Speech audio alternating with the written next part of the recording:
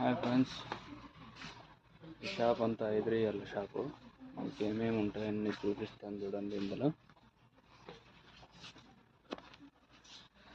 ఇవన్నీ టీ కాంచుకునేటివి.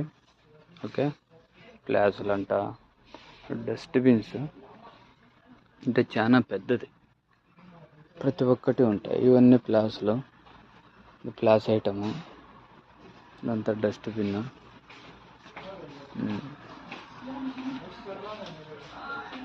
ప్రతి ఒక్క ఐటము ఉంటుంది.